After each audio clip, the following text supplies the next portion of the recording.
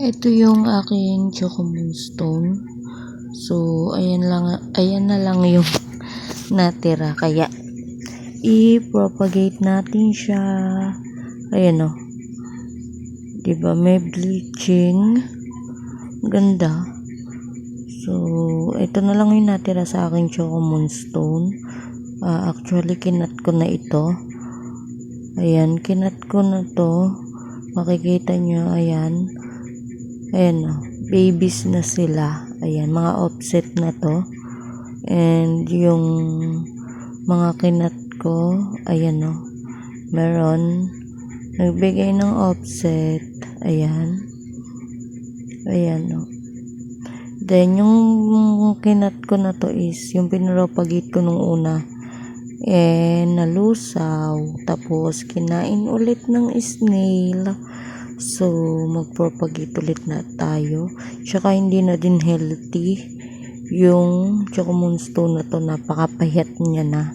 Need na talaga niyang ikat. Tapos, itanim ng panibago. So, ayan. Ang cute, diba? Sobrang ganda na to.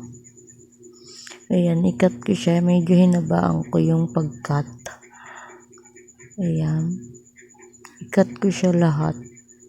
Para panibagong tanim. So, ayan yung mga offset na to eh.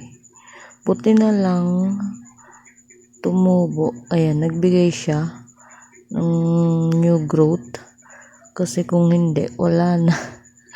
Wala na akong choco moonstone. Sayang yung pinropa ko. Ayun nga lang, walang natira. Kasi minukbang ng snail. At ang hirap kasi hindi ko makita yung snail minsan. Ang daming snail. So, ayan. Kinalbo ko na talaga siya. Sana lang tubuan ulit to ng mga offset. Ayan o. Diba? Ayan. Sana may mga baby na tumubo dyan. Ayan o. Wag lang sanang mag-dry yung stem niya. So, ayan. Sana magbigay sila ng baby. Then, ito, yung mga nakat natin is, repat ko na din siya. Ayan o. Ayan, madami-dami din. Ang galing na to. So, ayan, itatanim ko na din. Hindi ko na siya i-air dry. Tanim na din natin siya agad. Nilagyan ko ng pahamis dyan kasi yung aking mesh tape is baka matanggal. So, ayan. Malaki kasi butas niyan sa pinakagitna. Kaya nilagyan ko ng mesh tape. So, ayan. Dito ko pa rin siya itatanim sa pang vertical ko.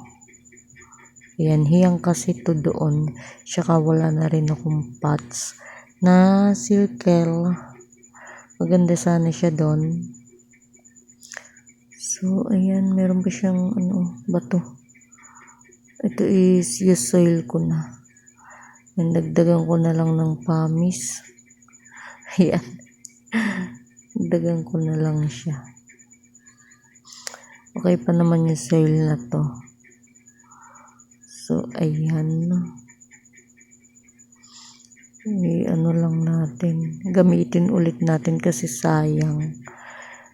Inano ko na to eh. Binilad ko na. Tapos, ayan. Meron siyang rice hull na kasama. So, ayan. Okay pa naman yung soil.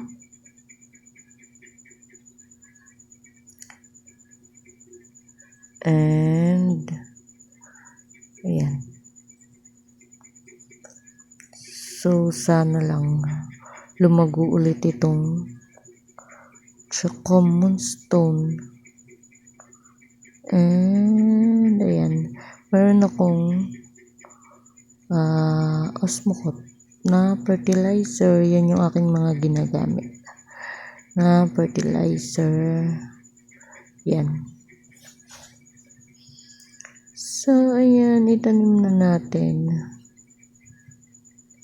lalagay ko na agad siya doon sa may vertical kasi malamig naman, ay mahangin, and wala namang araw doon, hindi na doon naaarawan ulit. So okay lang siya. Kaso naka rain or shine siya. Wala nang net. Wala na dong net. Tinanggal ko na. Or kulambo. Yun, tinanggal ko na. Kaya pag umuulan is, ayan. Although kahit naman umuulan, nababasa sila kahit may net na nakalagay. Pero wala naman kasi ng araw. Kaya ayun, ni-remove ko na. And mahangin doon, kaya gumaganda yung iba kong succulent doon. Tsaka doon ko na din nilagay yung mga propagation ko. Wag lang uulan talaga kasi baka mag-root rot sila. Pero yung mga purple delight ko na kinat is, ayun, may roots na, okay naman na water ko na din. And ipapakita ko sa inyo yung nasa plant rack ko, mga nakalagay doon, mga propagation, once na naayos ko na. Ang dami ko pa kasing ipopropagate or ikakat. Kaso puro sa vertical siguro ko ilalagay para mapuno ang aking vertical garden. And puno na din kasi yung plant rack na ayos ko lang. Malalaki na kasi pots kong nilagay doon. So ayan si Choco Moonstone. Nung una is maselan ito sa akin, pero once na maka-adjust siya, ayan, okay na siya at gaganda. Ayan, buti nga may natira pa akong Choco Moonstone. Ayun, ang galing, parang nagbe-bleaching yung iba. So ayan, si Choco Moonstone, sana dumami siya. And ito yung kinat natin, kinalbo na talaga natin. Tingnan nyo yung soil niya, tuyong-tuyo. Yan, tuyong-tuyo siya. Sana magbigay ito ng offset.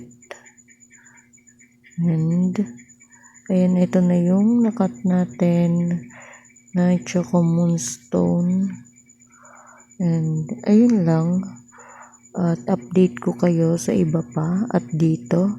And ayun lang guys, thank you for watching, bye.